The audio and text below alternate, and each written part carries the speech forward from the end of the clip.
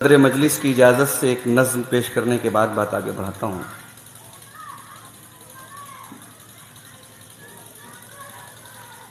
یہ میری ہی لکھی ہوئی نظم ہے۔ حالات و حوادث نے کیا کیا نہ دکھایا، حالات و حوادث نے کیا کیا نہ دکھایا، کچھ صبر سکھایا ہے کچھ ضبط سکھایا،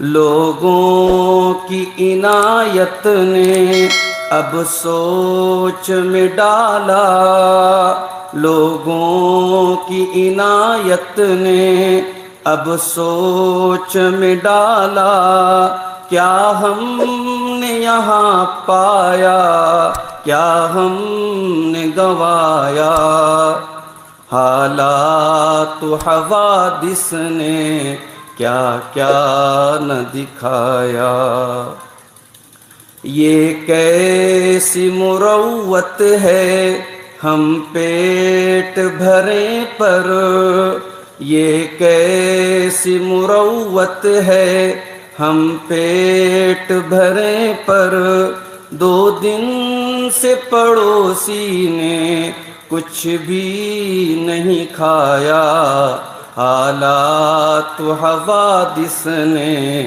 کیا کیا نہ دکھایا،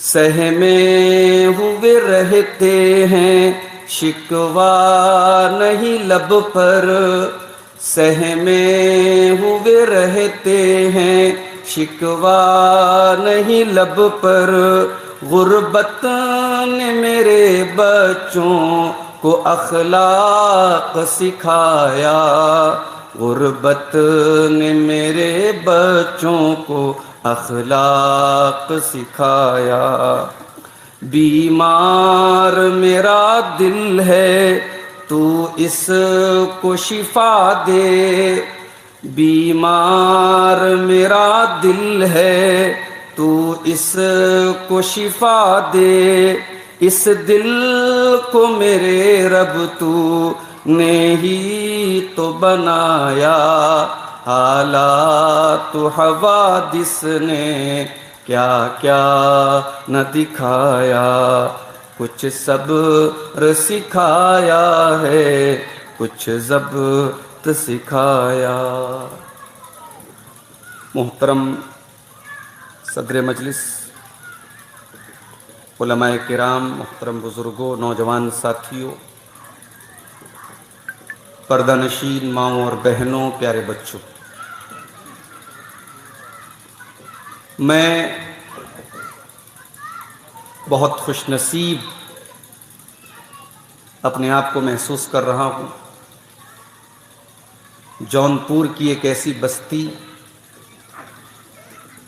جہاں کا بنارس سے بھی بڑا گہرا تعلق ہے، کئی علماء اور کئی ماسٹر اس گاؤں کے بنارس میں ٹیچر رہے ہیں اور ابھی ہیں بھی موجودہ دور میں، موجودہ وقت میں، اور اسی گاؤں کے ہمارے بڑے عزیز دوست شیخ حفظ الرحمن ایمن سلفی حفظہ اللہ، جو جامعہ سلفیہ میں خدمات انجام دیتے ہیں، انہوں نے آج کے اس پروگرام کے لیے دعوت دی تو فوراً میں نے لبیک کہا۔ بڑی خوبصورت مجلس چل رہی ہے۔ شیخ ظفر نعمان مکی حفظہ اللہ نے دل کی اصلاح کے تعلق سے ایک رقت آمیز خطاب آپ کے سامنے پیش کیا۔ اللہ ہم سب کو اپنے دل کی حفاظت کی توفیق عطا فرمائے۔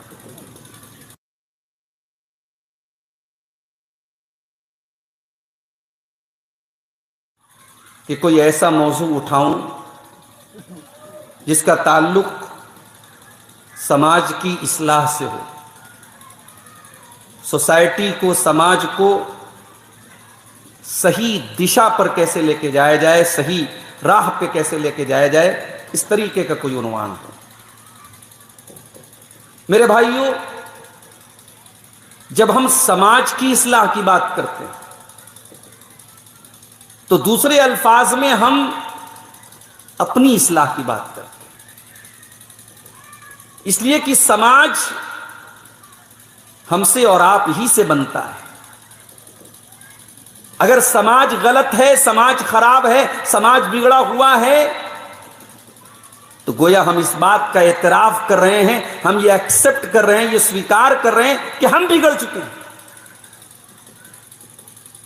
تو سماج کو اگر سدھارنا ہے تو ہمیں اور آپ کو پہلے اپنے آپ کو سدھارنا پڑے، اور ہمارے سدھار کا آغاز کہاں سے ہوگا؟ انگریزی کی کہاوت ہے چیریٹی بگنز ایٹ ہوم، نیکی کی شروعات اپنے گھر سے ہونی چاہیے۔ سماج کو سدھارنا ہے تو پہلے گھر کو سدھارنا پڑے گا، اور ہم یہ جانتے ہیں کہ ہماری زندگی میں گھر کی بہت اہمیت ہے۔ ہمیں سے ہر انسان کا کوئی ایک گھر ہے جس گھر سے اس کے رشتے جڑے ہیں، جس گھر میں کوئی ماں ہے، کوئی باپ ہے، کوئی بھائی ہے، کوئی بیٹا ہے، کوئی بیٹی ہے، کوئی بہن ہے۔ معاف کیجیے گا، گھر کسی عمارت کا نام نہیں ہے، گھر کسی بلڈنگ کا نام نہیں ہے، گھر اس جگہ کا نام ہے جہاں رشتے پنپتے ہیں، گھر اس مقام کا نام ہے جہاں جذبات کا تعلق ہوتا ہے، جہاں ماں کی دعائیں ہوتی ہیں، جہاں باپ کا احترام ہوتا ہے، جہاں بچوں کی کلکاریاں ہوتی ہیں، جہاں ساس بہو کی نوک جھوک ہوتی ہے، جہاں روٹھنا ہے، جہاں منانا ہے، جہاں غصہ ہے، جہاں ناراضگی ہے، جہاں شکوے ہیں، جہاں شکایتیں ہیں، ان تمام چیزوں کے مکسچر کا نام گھر ہے۔ اور یہ جو گھر ہے نا، یہ ہماری زندگی میں سکون کا مرکز ہے۔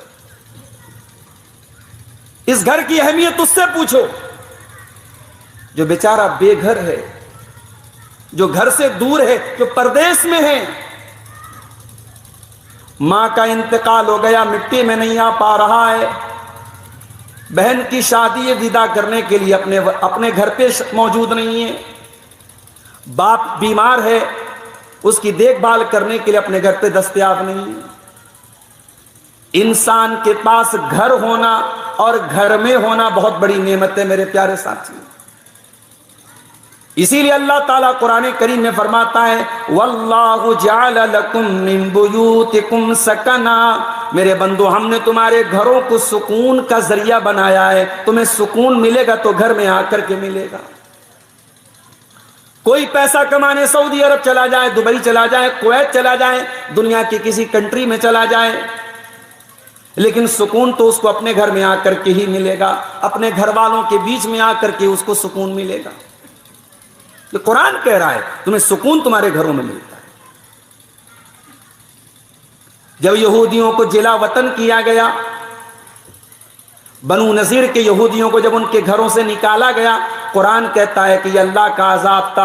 وَالَّذِي أَخْرَجَ الَّذِينَ كَفَرُوا مِنْ أَهْلِ الْكِتَابِ مِنْ دِيَارِهِمْ، اللہ تعالیٰ کا عذاب تھا ان اہل کتاب پر، ان یہودیوں کے اوپر، ان کے گھروں سے ان کو نکلنا پڑا۔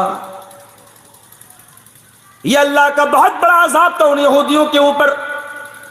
جب وہ اپنے گھر سے نکلنے لگے تو قرآن کہتا ہے یخربون بیوتہم بایدیہم، وہ اپنے ہی ہاتھوں سے اپنے گھروں کو توڑ رہے تھے، برباد کر رہے تھے۔ انسان تو گھر کو بناتا ہے، انسان تو بڑی محنت سے، بڑی قربانیوں سے، بڑی محنت اور قربانیوں کے بعد گھر بناتا ہے۔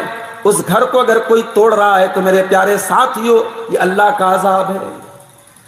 یخربون بیوتہم، اللہ نے اہل کتاب کے اس قبیلے کا ذکر کرتے ہوئے فرمایا کہ وہ اپنے گھروں کو توڑ رہے ہیں۔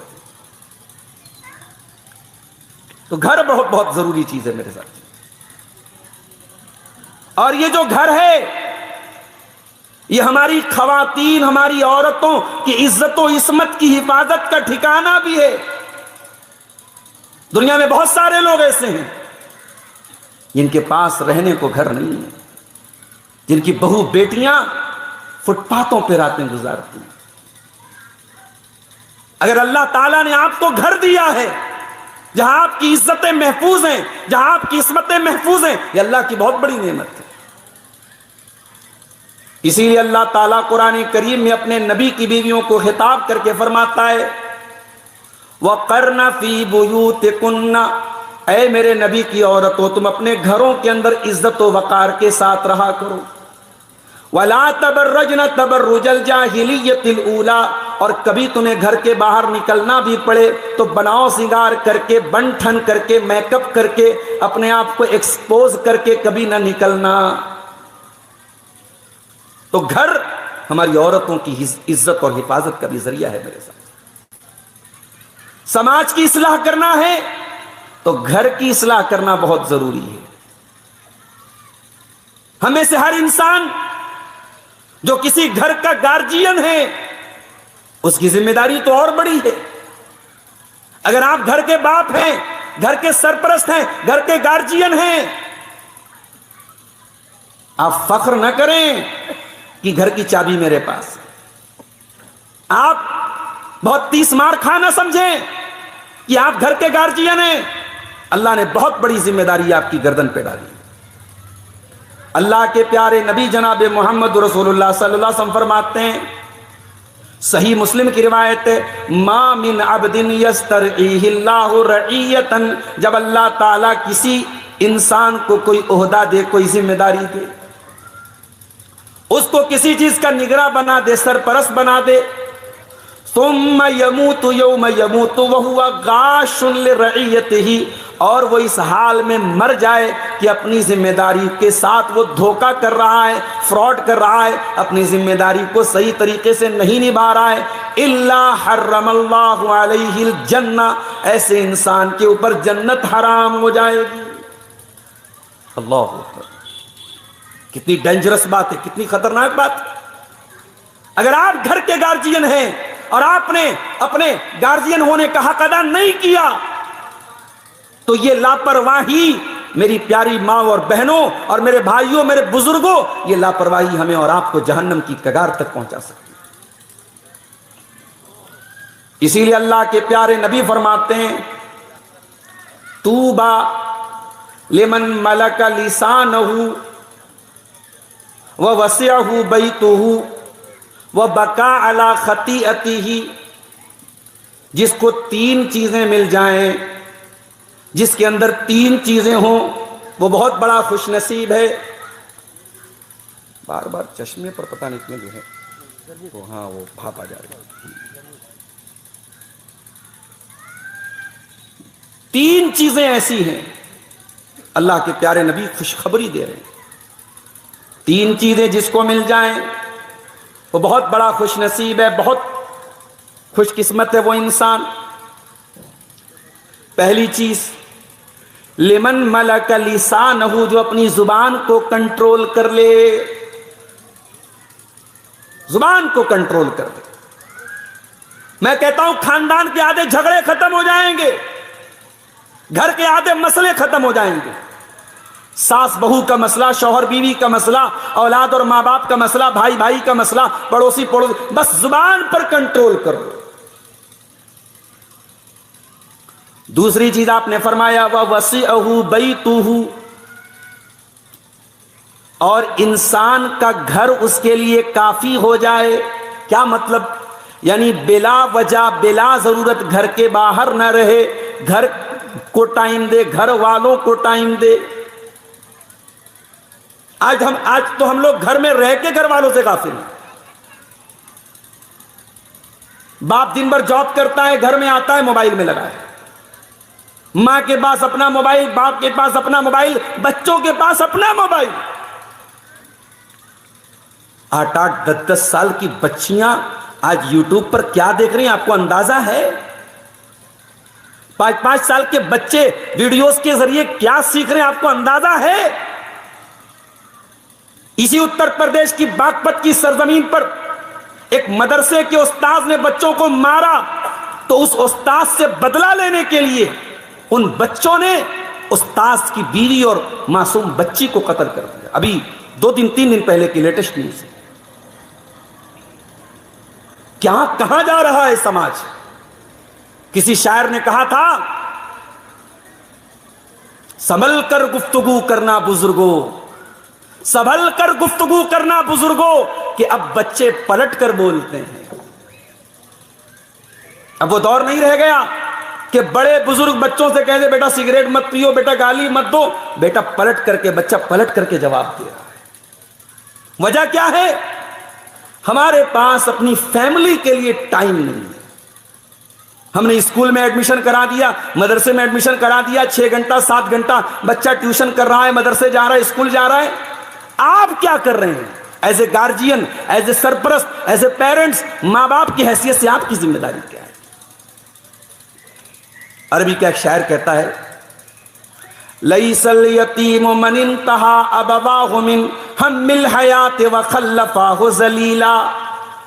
यतीम वो नहीं है जिसके माँ बाप उसे छोड़ के चले जाएं।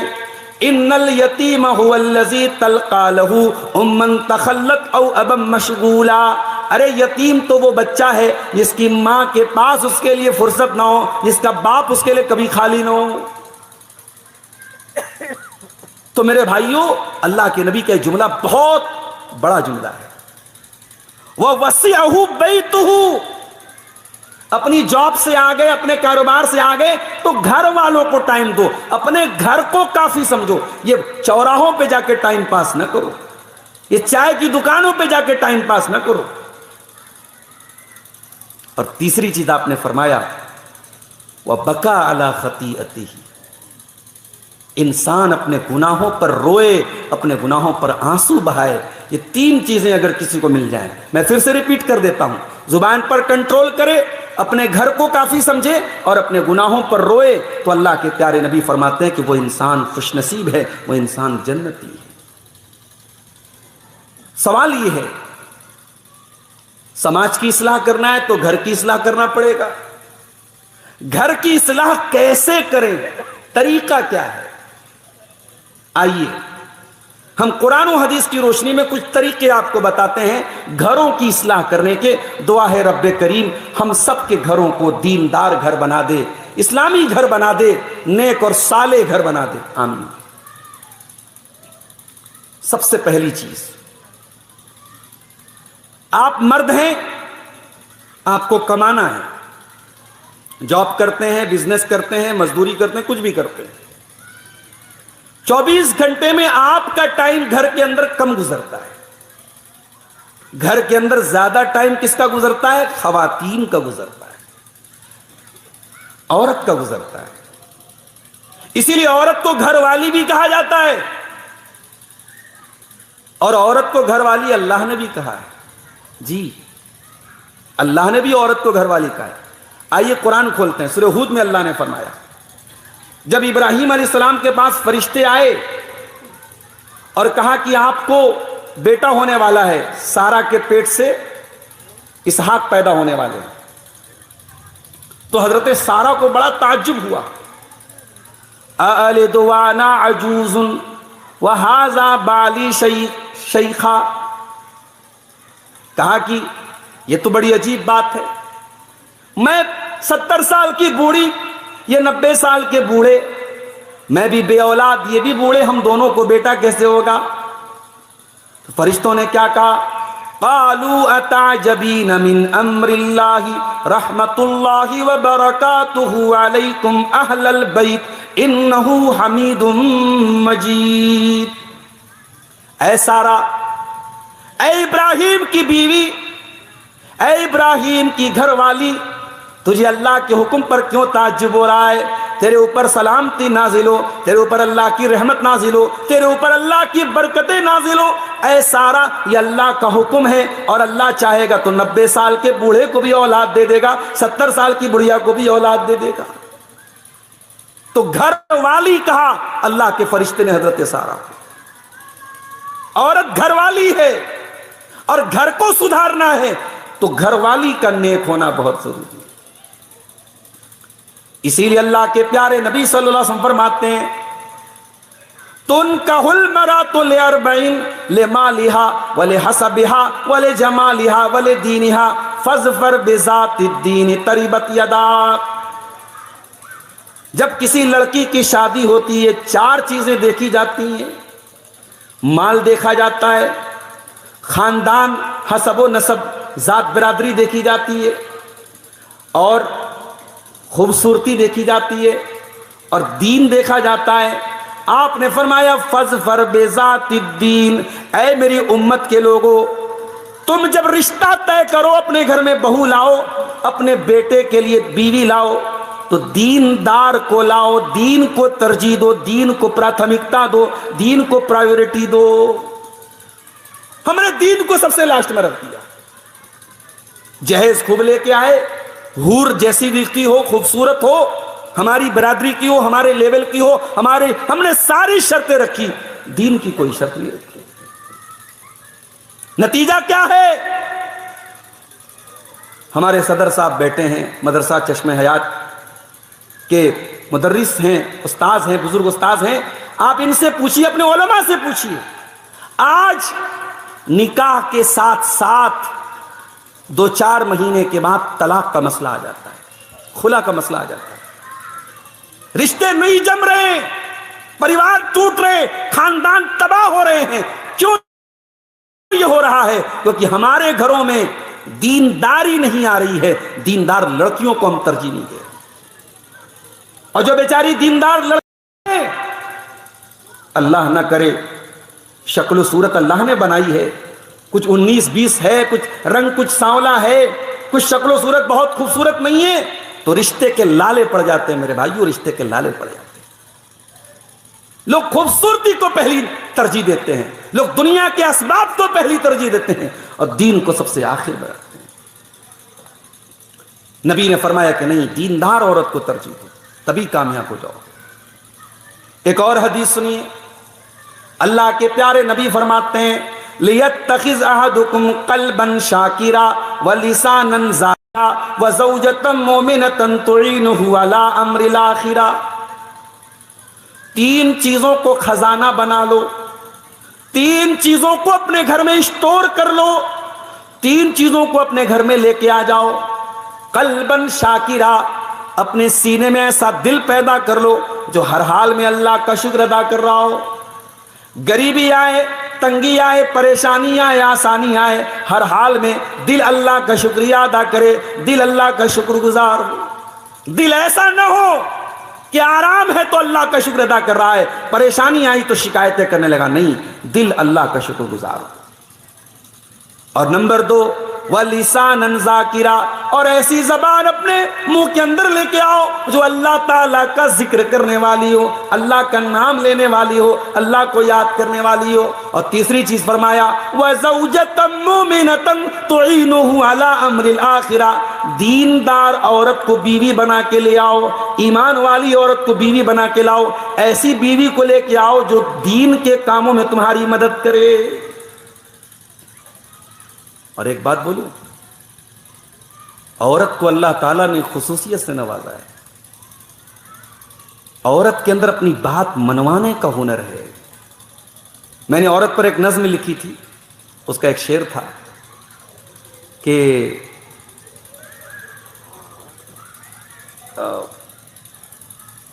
مطلب اس شعر کا مطلب یہ تھا کہ اللہ تعالیٰ نے عورت کو جذبات کی ایسی طاقت دی ہے کہ چٹان کو بھی یہ موم بنا سکتی ہے، آنسو میں وہ طاقت کے پگھل جائیں چٹانیں، عورت کے آنسو میں وہ طاقت ہے کہ چٹانوں کو یہ پگھلا سکتی ہے، تقویٰ کے بھرم توڑ دے وہ ناز و ادا ہے۔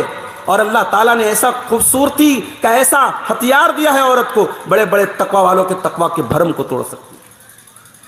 فرعون بہت بڑا ظالم تھا، بچوں کا قاتل تھا، لیکن جب بیوی نے کہا لا تقتلوه عسى ان ينفعنا او نتخذه ولدا، موسیٰ علیہ السلام کو فرعون کی بیوی گود میں لیتی ہے اور کہتی ہے میرے شوہر، بہت بچوں کو تو نے قتل کروایا، اس بچے کا مرڈر نہ کرنا، اس بچے کو قتل نہ کرنا، ہم اسے اپنا بیٹا بنا لیں گے۔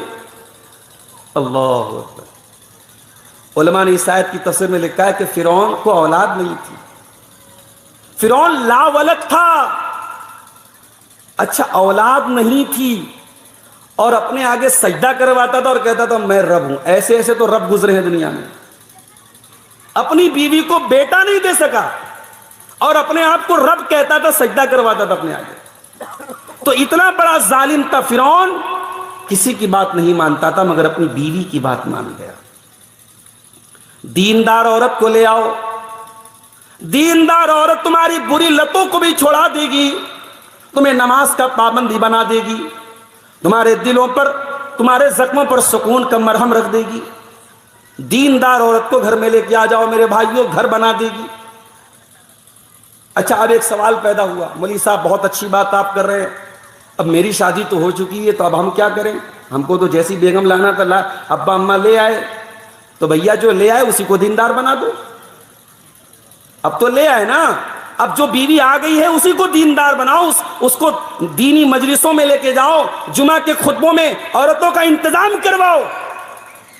آج جماعت کی مسجدیں ہیں اور ہم پوچھتے مولوی صاحب عورتوں کا انتظام ہے جمعہ کی مسجد میں؟ نہیں ہے. آپ نے عورتوں کو دین سکھانے کے لیے کتنا انتظام کیا ہے؟ آپ دل پر ہاتھ رکھ کے بتائیے میرے ساتھ. شیخ احمد صاحب کتنے سالوں کے بعد پروگرام ہو رہا ہے ریٹی میں؟ کافی عرصے کے بعد، کافی عرصے کے بعد پروگرام ہو رہا ہے. اور شیخ نے بتایا کہ عورتوں کے اندر بڑی خوشی کی لہر ہے، چلو ہمارے لیے بھی انتظام ہے. میں کہتا ہوں آپ جمعہ کے خطبے میں عورتوں کا انتظام کیجئے، ہر مہینے عورتوں کا کچھ اجتماع رکھیے. اگر یہاں عالمات اور معلمات نہیں ہیں تو بنارس سے لے کے آئیے، جونپور سے لے کے آئیے، مگر آپ عورتوں کے بیچ میں دین کی بیداری پیدا کیجئے میرے ساتھی. حضرت زکریا علیہ السلام کے بارے میں قرآن کہتا ہے وَأَصْلَحْنَا لَهُ زَوْجًا، ہم نے ان کی بیوی کو ٹھیک کر دیا.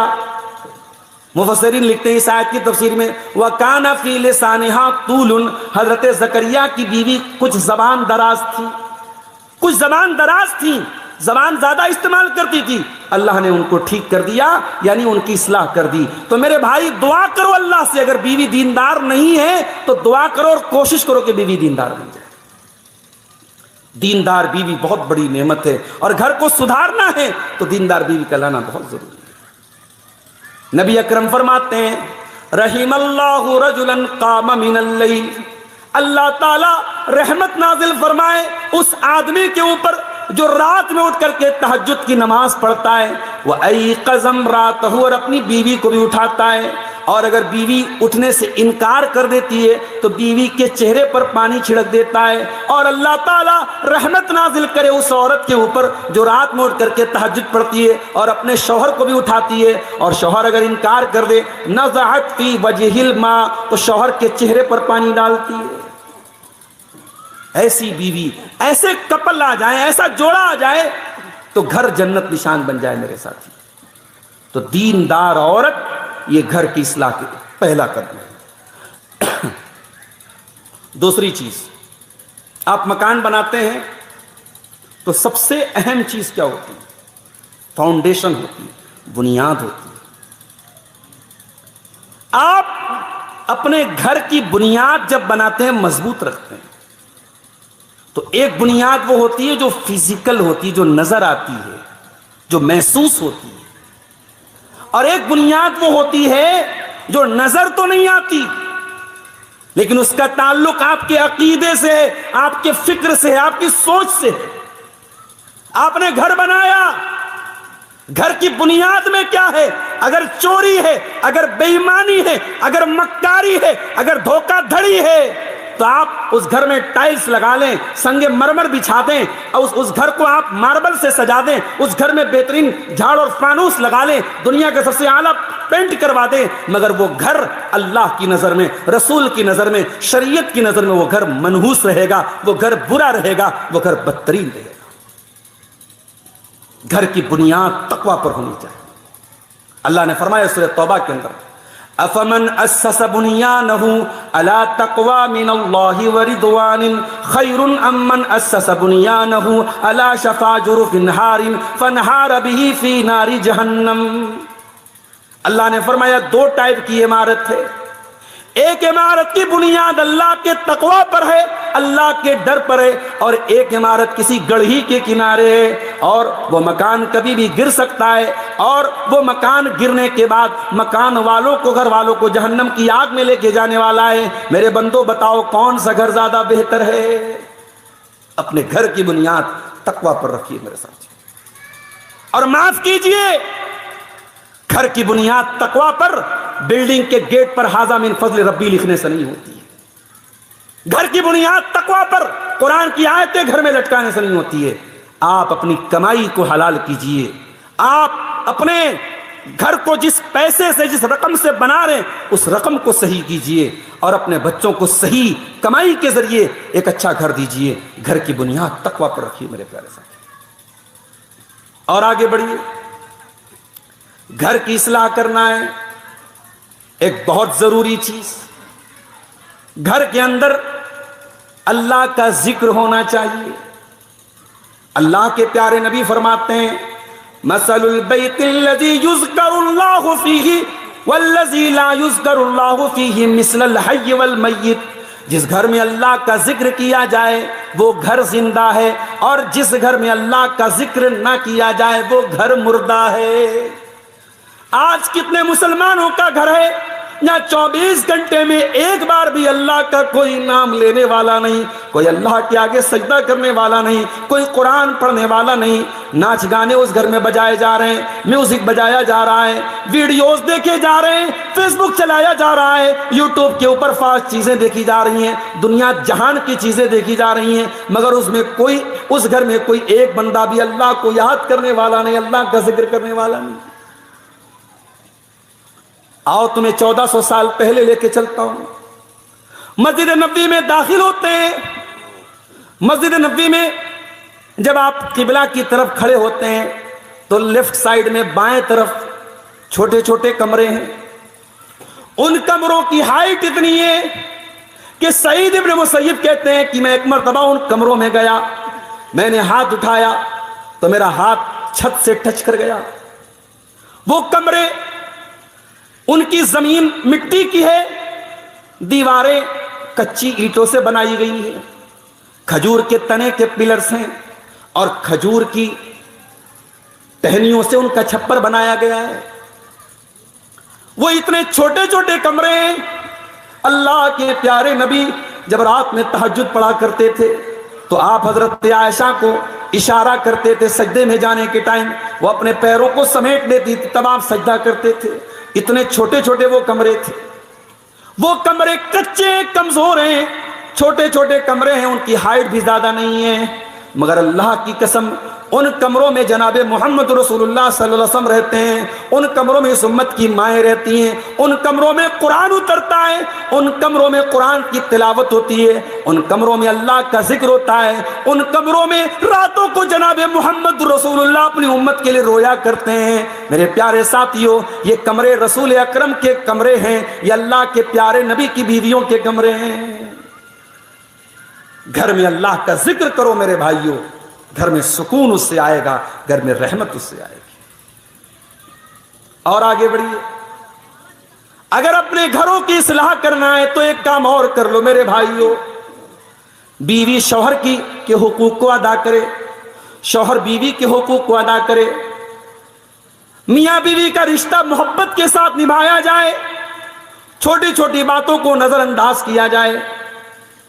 شوہر اپنے آپ کو داروغہ نہ سمجھے، بیوی اپنے آپ کو بہت نچڑی نہ بنا لے، دونوں ایک دوسرے کی ضرورتوں کو سمجھیں اور محبت کے ساتھ، الفت کے ساتھ، پیار کے ساتھ زندگی کی گاڑی کو آگے بڑھائیں۔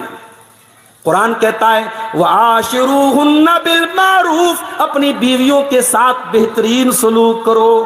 قرآن کہتا ہے هُنَّ لِبَاسٌ لَكُمْ وَأَنْتُمْ لِبَاسٌ لَهُنَّ، بیوی شوہر کے لیے لباس ہے، شوہر بیوی کے لیے لباس ہے۔ کبھی آپ نے غور کیا اللہ نے لباس کیوں کہا؟ لباس، بہت اچھا کرتا آپ نے پہنا ہے، اگر فٹنگ کا نہ ہو اچھا نہیں لگے گا۔ لباس وہ اچھا ہے جو آپ کے بدن پہ فٹ ہوتا ہو۔ کیا مطلب؟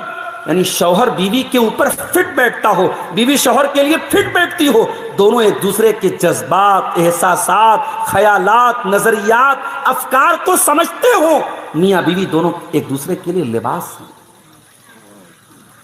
اللہ کے نبی کے پاس ایک صحابی آتے ہیں، سوال کرتے ما حق زوجتی احدنا علی، اے اللہ کے پیارے نبی بیوی کا حق کیا ہے ہمارے اوپر؟ آج کوئی نہیں پوچھتا مولوی صاحب سے بیوی کا حق کیا ہے۔ شوہر اپنے حقوق کی بات کرتا ہے، بیوی اپنے حقوق کی بات کرتی ہے۔ یہاں صحابی رسول آ کے پوچھ رہے ہیں اے اللہ کے رسول بیوی کا حق کیا ہے؟ آپ نے فرمایا ان تطعمها اذا طعمت وتكسوها اذا اكتسيت ولا تضرب الوجه ولا تقبح ولا تهجر الا في البيت، جو کھاؤ بیوی کو کھلاؤ، جس معیار کا کپڑا پہنو اسی معیار کا بیوی کو پہناؤ، اور بیوی کو کبھی اگر سزا دینے کی نوبت آ جائے تو کبھی چہرے پر ہاتھ نہ اٹھانا، کبھی گالی گلوچ نہ کرنا، اور جتنا بھی جھگڑا ہو جائے گھر کے باہر گھر مت نکالنا، گھر کے اندر ہی جھگڑے کو رکھنا۔ یہ تعلیم دی ہے اللہ کے پیارے کی۔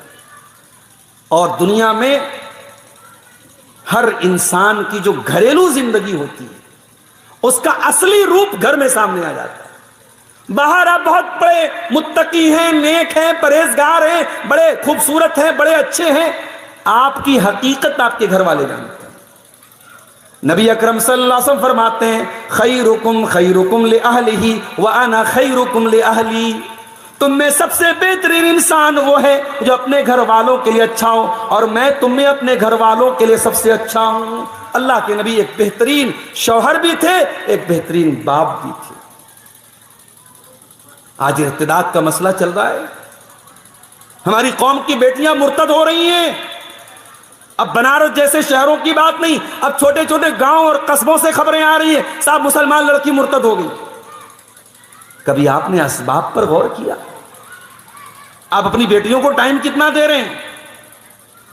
بیٹیاں محبت کی بھوکی ہیں، گھر میں ماں ان سے پیار سے بات نہیں کرتی، باپ بات کرنے کو توہین سمجھتا ہے، دن بھر وہ تانے سنتی ہے، تو وہ بیٹی وہ لڑکی جس کو گھر میں محبت نہ ملے وہ انسٹاگرام پر محبت تلاش کرتی ہے، وہ واٹس ایپ پر محبت تلاش کرتی ہے، وہ فیس بک پر محبت تلاش کرتی ہے، اور محبت کی تلاش میں کوئی بہروپیہ آتا ہے اور اس کی عزت و عصمت کے ساتھ کھیلنے کے لیے تیار ہو جاتا ہے۔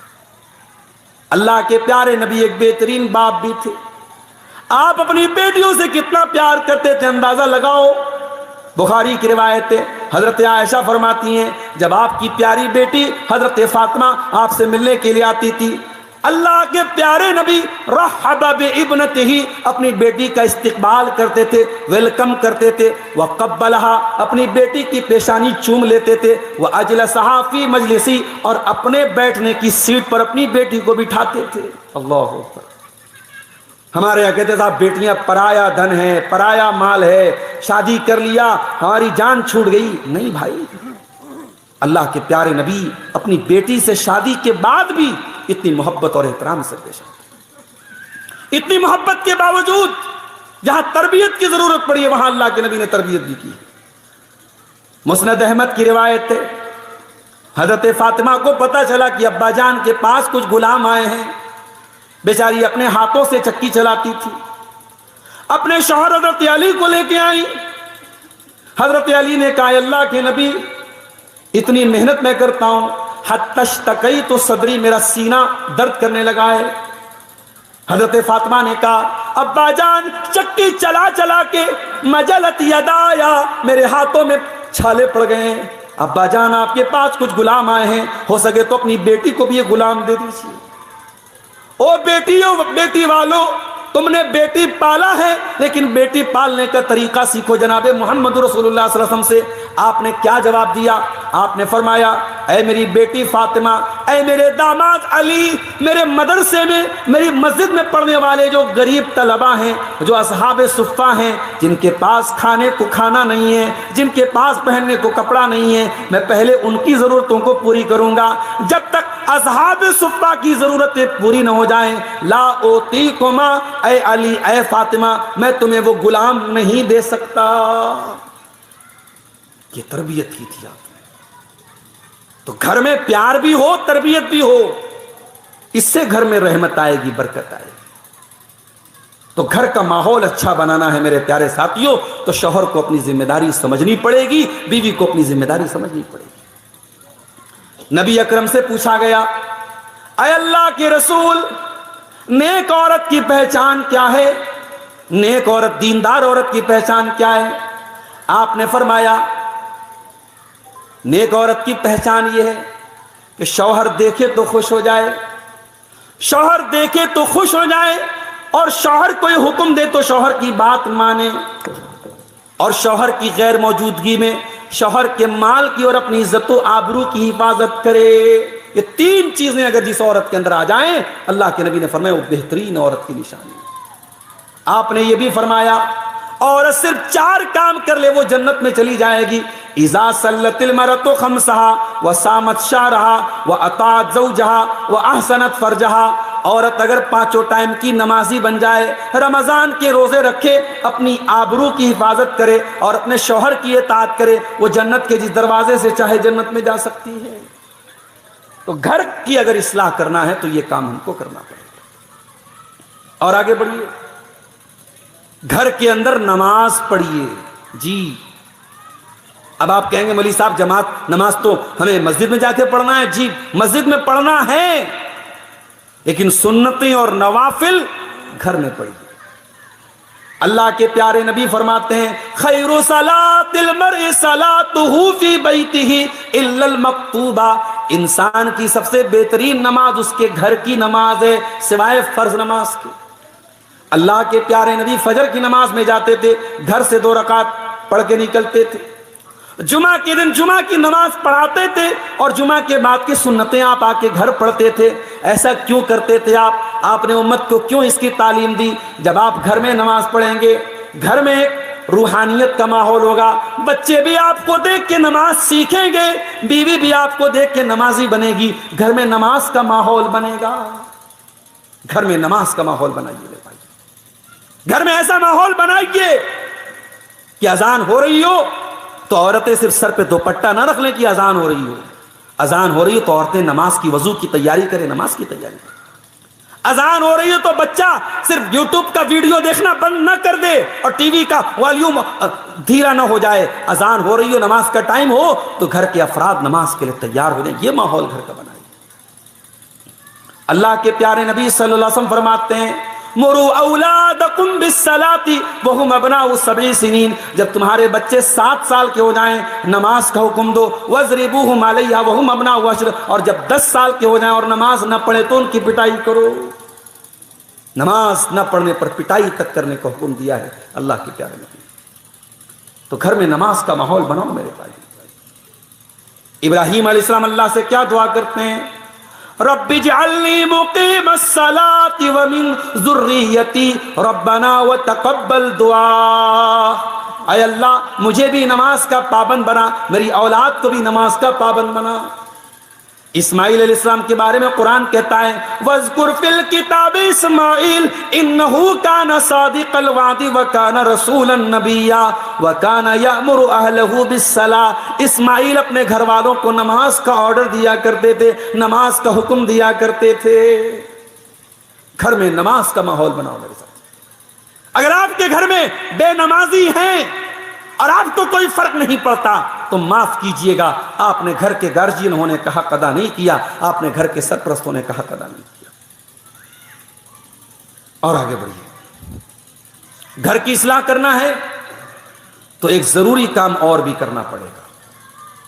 موبائل میں کبھی کبھی ہوتا ہے وائرس آ گیا، دکاندار کے پاس لے کے گئے، دکاندار نے چیک کیا، بھائی صاحب آپ کے موبائل میں بہت سارا وائرس آ گیا ہے، کیا کرنا پڑے گا؟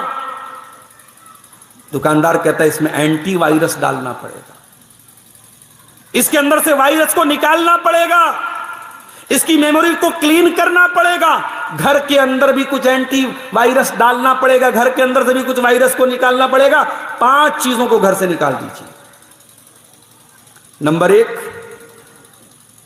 تصویریں نہیں ہونی چاہیے گھر کے اندر۔ اب یہ ایک الگ مسئلہ ہے، کیمرے کی تصاویر آج ہم لوگ گھرے ہوئے ہیں، سامنے ویڈیو بن رہا ہے، ہم لوگ تقریروں میں جاتے ہیں، مولوی صاحب سیلفی لینا چاہتا ہوں، سیلفی وتھ سیلفی، سیلفی لینے کا بڑا رواج ہے. مولانا کی بات پر کتنا عمل کیا اس سے مطلب نہیں. ہاں موبائل میں سیلفی, ہماری مولانا صاحب کا سیلفی ہے, تو وہ ایک الگ مسئلہ ہے. علماء کو اس میں اختلاف بھی ہے. بہت سارے علماء نے کیمرے کی تصاویر کو ضرورت کے موقع پر جائز قرار دیا ہے, وہ ایک الگ مسئلہ ہے. لیکن آپ شادی کی فوٹو البم میں لگا کے کمرے میں لگائیں, کیا مطلب ہے اس کا؟ بچوں کی تصویریں آپ کمرے میں سجائیں نہیں, یہ مناسب نہیں ہے. بڑے سخت الفاظ ہیں اللہ کے پیارے نبی کے. لا تدخل الملائکۃ بیتا فیہ کلب ولا سورہ. جس گھر میں کتا ہو, جس گھر میں تصویر ہو, اس گھر میں اللہ کی رحمت کے فرشتے داخل نہیں ہوتے. تصویر کو گھر سے نکال. دوسری چیز, گھر میں گنڈا نہ ہو, تعویذ نہ ہو. خیر و برکت کے نام پر گھر میں الٹی سیدھی آڑی ترچھی لکیریں بنا کے دروازوں پہ نہ لگائی گئی ہوں. 786/92 420 9211 گھر میں, دکان میں, مکان میں خیر و برکت ہوگی. یہ گنتیاں لٹکانے سے گھر میں برکت آئے گی؟ بلکہ میں ایک قدم آگے بڑھ کے ایک بات اور کہتا ہوں. قرآن کی آیتوں کو بھی برکت کے لیے گھر میں لٹکانا صحیح نہیں. منع کیا ہے علماء نے. اگر آپ گھر میں قرآن کی آیتوں کو لٹکا رہے ہیں کہ صاحب اس سے گھر میں برکت آئے گی, کوئی دلیل نہیں ہے اس کی. قرآن پڑھنے سے برکت آتی ہے, قرآن لٹکانے سے برکت نہیں آتی. دکاندار, ڈاکٹر آپ کو دوا دیتا ہے, سیرپ دیتا ہے, ٹیبلٹ دیتا ہے, آپ کیا کرتے ہیں؟ ڈاکٹر کے بتائے ہوئے ڈوز کے مطابق دوا کھاتے ہیں, نہ کہ گلے میں لٹکاتے ہیں. تو جس طریقے سے گلے میں تعویذ لٹکانا صحیح نہیں ہے, اسی طریقے سے گھروں میں بھی قرآن لٹکانا صحیح ہے. ہاں, شیخ ابن باز وغیرہ کا فتویٰ ہے کہ اگر کوئی تعلیماً سیکھنے کے لیے گھر میں آیت الکرسی کا کوئی تغرا لگا دیا کہ ہمارے بچے دیکھ دیکھ کے اس کو یاد کریں, یا ہماری نظر بھی پڑے تو ہم بھی اس کو پڑھتے رہے, ذکر کرتے رہے, تعلیماً اور تذکیراً اگر کوئی لگاتا ہے تو جائز ہے. ورنہ برکت کے لیے اور گھر کو شیطان اور جنات سے بچانے کے لیے قرآن کو لٹکانا نہیں, قرآن کو پڑھنا ہے. ایک صاحب مجھ سے پوچھنے لگے, مولوی صاحب یہ 40 دن تک سورہ بقرہ پڑھنے سے شیطان بھاگتا ہے؟